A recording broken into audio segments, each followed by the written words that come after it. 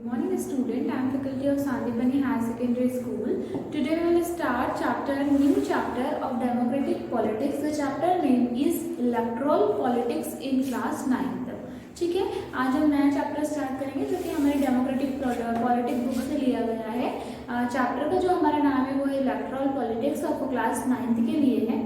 As we already discuss about the constitution in this book, अगर हम इस book की बात करें इसमें हमने दो चैप्टर जो पढ़े थे वो बेस्ड ऑन किस पे थे, कॉन्स्टिट्यूशन पे थे, हमारे संविधान पे बेस्ड थे। So we will start our chapter that in chapter 1। जैसे कि हम चैप्टर 1 में पहले से क्या देख चुके हैं, ये देख चुके हैं कि डेमोक्रेसी क्या है ना। जैसे कि हमने कॉन्स्टिट्यूशन के बारे में भी देखा और what is democracy, why is democracy, this we already discussed in chapter number 1 and it is possible. और उससे ये बोला गया था, डेमोक्रेसी से हमने ये भी देखा था कि ऐसा नहीं होता है कि कोई व्यक्ति हमारे ऊपर क्या चला सके, शासन चला सके। जो इलेक्शन होता है या इलेक्शन के थ्रू हम क्या करते हैं, हम हमारा जो भी गवर्नमेंट जिसको लोग चाहते हैं, पीपल चाहते हैं, वो लोग उसको क्या कर सकते हैं, सिलेक्ट कर सकते हैं।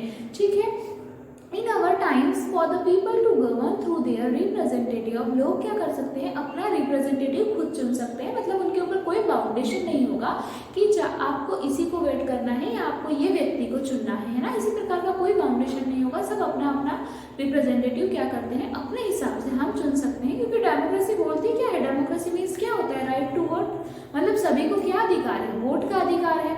इन this chapter we will look how representatives are elected. अब जैसे कि इलेक्टोरल पॉलिटिक्स इस चैप्टर का नाम है, तो हमने डेमोक्रेसी पढ़ा, वाइज डेमोक्रेसी पढ़ा, तो इस चैप्टर में हम ये पढ़ेंगे कि लेकिन रिप्रेजेंटेटिव को इलेक्ट कैसे किया जाता है ना। इस चैप्टर में जो हमको डिस्कस करना है, यही डिस्कस करना है कि how the representatives are elected. जो नेता होते हैं, जो लीडर्स होते हैं, जो हमारे रिप्रेजेंटेटिव्स होते हैं, उनको कैसे इलेक्ट किया जाता है। We begin by understanding why election are necessary and among। अब ये बात करेंगे कि क्या इस चैप्टर में हम ये भी देखेंगे कि क्यों इलेक्शन ज़रूरी क्यों है, किस क्षेत्र में इलेक्शन होते हैं और इलेक्शन बहुत ज़्यादा ज़रूरी है। और इसी तरह से एक कंपटीशन जो है बनता है कहाँ पे, देश में भी कंपटीशन की भावना बनती है। मतलब कि जब इलेक्शन होते हैं तो बीजेपी होता है, कांग्रेस होता है, अदर पार्टीज होती है, तो ऐसे करके सब में किसका भावना बनती है, यहाँ पे कंपटीशन की भावना बनती है। Then we can go to the ask the next and election non democratic election. अब जो इलेक्शन है या अपन बोल सकते हैं इलेक्शन को आप ये बोल सकते हैं election democratic. The basic idea here distinguish democratic election from the non democratic election, है ना। रेस्ट ऑफ द चैप्टर, बाकी के जो चैप्टर बचे रहेगा इसमें, what we will discuss is the tries to access election in India the right of the year district. हम भारत में इलेक्शन की बात करेंगे और पूरा जो प्रोसीडर रहेगा, ये पूरा जो चैप्टर रहेगा वो फुल्ली बेस्ड यही रहेगा कि इलेक्टोरल पॉलिटिक्स, जैसे कि राजनीतिक की बात कर रहे हैं, राजनीति में हम हमारे रिप्रेजेंटेटिव को कैसे चुनेंगे, क्या क्या क्वालिटीज होनी चाहिए, क्यों चुनना चाहिए, क्या जरूरी है कि कोई रिप्रेजेंटेटिव हो, बिना रिप्रेजेंटेटिव के क्या नहीं काम चल सकता। तो ये सारा डिस्कस हम किसमें करेंगे, इस चैप्टर में करेंगे। Now we will start our chapter. हमारा फर्स्ट टॉपिक 3.1 हम स्टार्ट करते हैं कि व्हाई इलेक्शन असेंबली। जो हमारी असेंबली मतलब इलेक्शन है, क्यों, अब क्या जरूरी है कि इलेक्शन होना चाहिए, क्या बहुत ज़्यादा ज़रूरी है क्या इलेक्शन हो, क्यों, हम क्या खुद एक रूलर बन सकता है, नहीं बन सकता, है ना। असेंबली इलेक्शन इन हरियाणा, अपन कहाँ की बात करते हैं, हरियाणा की बात करते हैं। तो अगर आप हरियाणा की बात करें तो जो इसका जो टाइम था, कब की बात हो रही है, जब ये हम हमारे इंडिया की बात नहीं कर रहे हैं, हम किसकी बात कर रहे हैं, हरियाणा की। जैसे कि आप बात करो तो हरियाणा में क्या होता है कि हरियाणा में मध्य रात्रि का समय होता है। मध्य रात्रि में क्या होता है, बहुत सारे लोग बैठे होते हैं और वो है ना उनके लीडर का वेट करते रहते, मतलब पिछले 5 घंटों से इतने सारे लोग, एक पूरा भीड़ भाड़ वाला इलाका होता है और वो जो उनका लीडर होता है वो उसका वेट करते रहते हैं वहाँ पे, कहाँ पे, टाउन में बैठ कर। The organiser assure and that the crowd that would be here. अब इतना ज़्यादा शोर होता है लेकिन फिर भी लोग क्या बहुत उत्सुकता से उस लीडर का वेट करते होते हैं। और अगर कोई भी वहाँ से व्हीकल है या पास आउट होता है तो सबको क्या लगता है, लोग बहुत उत्साह से देखने लगते हैं कि हो सकता है शायद वो लीडर या फिर हमारे जो लीडर है वो आ गए हैं। The leader of mister Devilal, जो लीडर है वो कौन है, मिस्टर जो है मिस्टर देवीलाल का है, जो वो वहाँ के जो लीडर है। It is the chief of the Haryana, वो चीफ ऑफ द हरियाणा जो संगठन समिति है वहाँ के चीफ है। उसी के who was the address meeting, वो मीटिंग एड्रेस कर रहे हैं कहाँ पर, who has the meeting address in the Karnal on Thursday at the night. और ऐसे उन्होंने बहुत सारी मीटिंग ली। 76 ईयर के मतलब जो उनकी जो एज है वो कितनी है, 76 ईयर है और वो बहुत ज़्यादा बिजी मैन है, मतलब कि क्यों, क्योंकि पॉलिटिक्स शेड्यूल में वो इतने ज़्यादा बिजी रहते हैं। और हीज डे स्टार्टेड 8 AM और उनका जो दिन होता है वो कब स्टार्ट होता है, सुबह के 8 बजे स्टार्ट होता है, रात को 11 बजे उनका दिन खत्म होता है। He had already address 9 election meeting, और वो ऑलरेडी मॉर्निंग, मतलब अगर आप बात करें सिंस मॉर्निंग से उस दिन की बात करें तो वो कम से कम 9 मीटिंग क्या कर चुके हैं, वो पूरे 9 इलेक्शन मीटिंग वहाँ ले चुके हैं, मीटिंग को एड्रेस कर चुके हैं। And can be that silently addressing public meeting for the past 23 months and preparing for this selection। ठीक है, तो ये कहाँ की बात थी, हरियाणा की बात थी। This newspaper report is about, ये अब एक ये जो रिपोर्ट थी ये कहाँ देखने को मिली थी, न्यूज़पेपर में देखने को मिली थी, about the state assembly election in Haryana 1987 का 1987 में। The state has been ruled by the Congress party lead government in 1982। तो वहाँ पे जो सरकार चल रही थी वो किसकी चल रही थी, कांग्रेस की चल रही थी। कांग्रेस में जो चौधरी देवीलाल थे देन एंड अपोजिशन लीडर, वो क्या थे, उनके एक अपोजिशन लीडर थे कांग्रेस के। So led a movement is called Nyay Yudh, और जो वो मूवमेंट चलाया गया था, वो मूवमेंट जो उनके अपोजिशन में चल रहा था उसको क्या बोला गया था, न्याय युद्ध बोला गया था। और वो न्याय युद्ध इसीलिए बोला गया था क्योंकि वो स्ट्रगल था, और वो किसके लिए स्ट्रगल था, जस्टिस के लिए, मतलब न्याय के लिए स्ट्रगल था। एंड फॉर्म न्यू पार्टी, और उन्होंने क्या करा था, नई एक पार्टी बना ली थी। So Lok Dal his party joint other opposition parties to front against the Congress in the election. अब क्या हुआ, उनके साथ जो अलग और दूसरी जो अपोजिशन पार्टी थी उन्होंने क्या करा था, उसको ज्वाइन कर लिया था। और जब उनको ज्वाइन कर लिया था तो वो किसके अगेंस्ट खड़े हुए थे, सभी लोग कांग्रेस के अगेंस्ट थे, कहाँ पर, इलेक्शन में।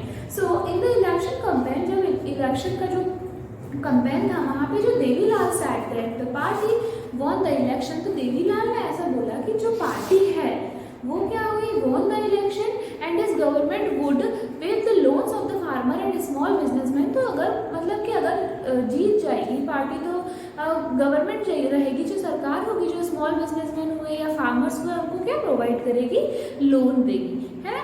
तो he promised that he would be the first action of his government, और फिर वो ये बोलने लगते हैं कि ये हमारा क्या होगा, पहला ऑप्शन होगा, ये हम आप लोगों से क्या करते हैं, वचन लेते हैं। अब जैसे कि हमको पता है कि जब इलेक्शन होने वाले रहते हैं तो इलेक्शन के पहले बहुत सारे वादे किए जाते हैं, है ना। आपको उस समय बहुत सारे चीज़ें भी प्रोवाइड की जाती है कि हम लोग ऐसा करेंगे, ऐसा करेंगे। इट इज़ डिफरेंट थिंग कि वो बाद में होता है या नहीं होता है। सो अब जब उन्होंने ऐसा प्रॉमिस कर लिया था तो जो लोग थे, the people we are unhappy with the existing government. अब कहीं ना कहीं लोग भी एक तरीके से खुश वहाँ पर नहीं थे। They we are also attracted by Devilal promise. क्यों, अब वो कांग्रेस से कुछ, अब वो जो देवीलाल जो प्रॉमिस कर रहे थे लोग वहाँ से अट्रैक्ट होने लगे, उनसे मतलब उनकी तरफ आकर्षित होने लगे इस टाइप की प्रॉमिस देखकर। So when election were held, और फिर उस समय क्या हुआ, जब इलेक्शन हुआ, so they voted overwhelmingly in the favour of Lokdal and its alter. तो लोगों ने क्या किया, उनके ही फेवर में क्या किया, वोट दिया, लोकदल के फेवर में वहाँ पे वोटिंग हुई। जैसे कि वोट होती है, जब उन्होंने इतना उनको अट्रैक्ट कर दिया, आकर्षण उनकी तरफ इतना था तो उन्होंने उनको ही ज़्यादा वोट करा, ठीक है। And it's partner won 76 out of 90 seats in the vote 60 seat and this had clear majority in the assembly. तो असेंबली की यदि आप मेजोरिटी देखें तो वो जो पार्टी थी, लोकदल पार्टी, वो क्या हुई थी, उस समय जीत गई थी ऐसे मेजोरिटी देखे तो। और जो हमारे पास जो कांग्रेस पार्टी थी उसको कितनी मिली थी, कुड विन ओनली 5 सीट। वो कितनी सीटों से जीती थी, सिर्फ 5 सीटों से, और बाकी वो वाली जो पार्टी थी लोकदल थी वो ज़्यादा सीटों से जीत चुकी थी। So on the election result were announce, जब इलेक्शन रिजल्ट ऐसे अनाउंस होते हैं तो जब इलेक्शन के रिजल्ट अनाउंस होने वाले थे तो क्या हुआ था, सिटिंग चीफ मिनिस्टर रिजाइन। तो वहाँ पे जो चीफ मिनिस्टर थे वो भी वहाँ पर थे। Then the sitting chief minister is resign, the newly elected, अब जो चीफ मिनिस्टर थे वो वहाँ से रिजाइन कर चुके थे, मतलब उन्होंने वहाँ पे इस्तीफा दे दिया था। The newly elected member of legislative assembly MLA Lokdal Devilal अब एज ए लीडर, जैसे कि हमने बात करी थी, वही बनने वाले थे। जो ये जो लोकदल था इसको कौन प्रमोट कर रहा था, है ना, इनको जो भी प्रमोट कर रहे थे यही कर रहे थे, ये भी एज ए रिप्रेजेंटेटिव की तरह कार्य कर रहे थे। तो जब रिजल्ट अनाउंस होने वाला तो चीफ मिनिस्टर यदि वहाँ रिजाइन कर रहे थे तो उस समय भी क्या हुआ था कि ये जो लोकदल के चीफ थे ये वहाँ पे क्या करते, बैठे हुए थे, और उनको ऐसा लगा, मतलब simple is thing is that, अगर उन्होंने बोला था कि मैं एज ए लीडर बनूंगा तो वो एज ए लीडर बनकर वहाँ पर क्या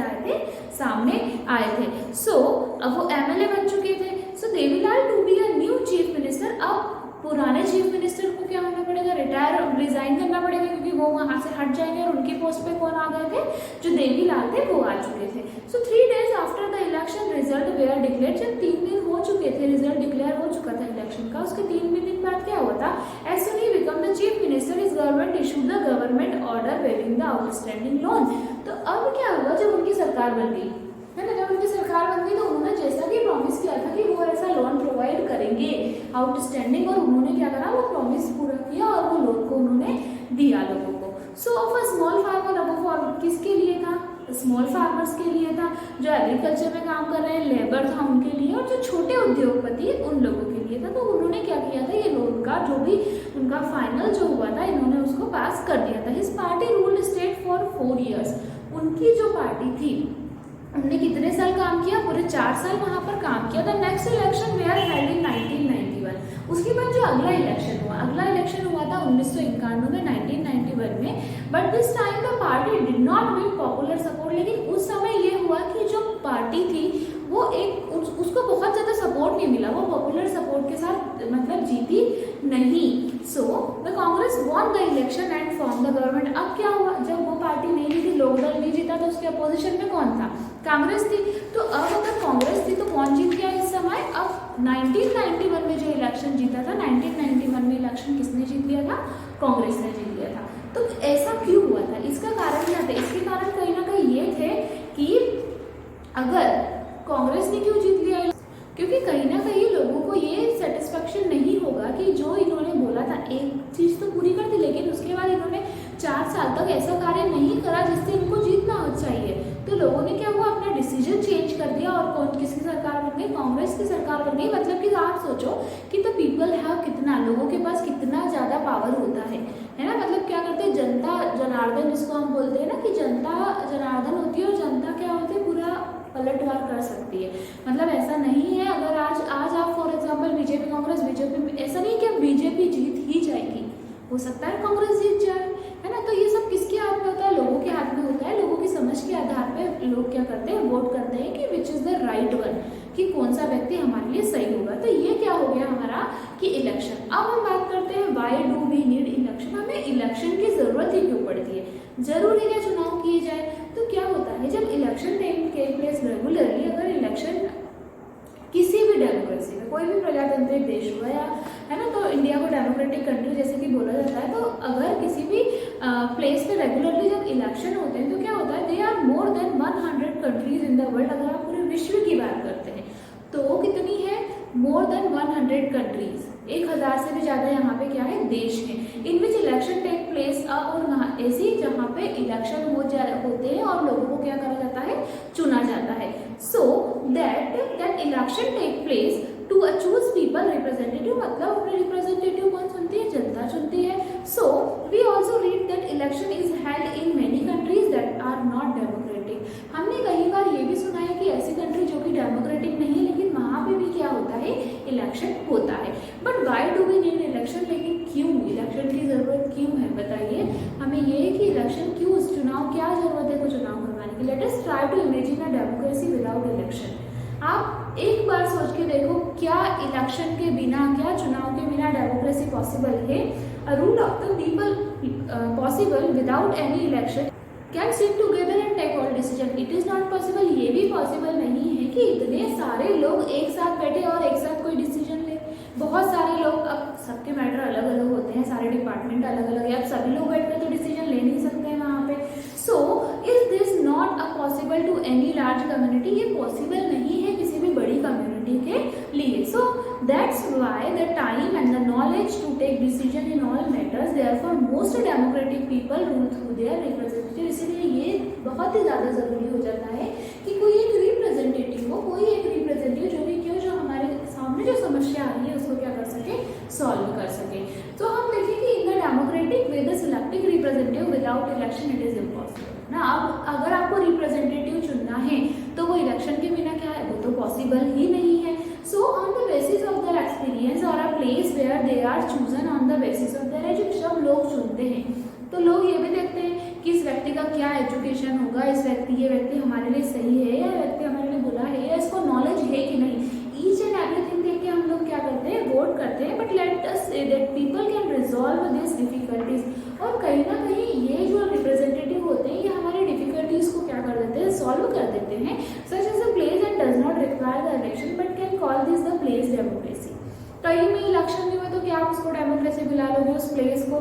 सो how did we find out the people like representative, हम कैसे ये निकाल सकते हैं कि पीपल लोग जो होते हैं वो रिप्रेजेंटेटिव कैसे चुने। तो इसमें बहुत सारे पॉइंट्स भी होते हैं और उसी तरह हम ये भी देखते हैं कि but an election voters make a many choice. Election होना बहुत ज़रूरी है, हमारा लीडर्स चुनना बहुत ज़रूरी है।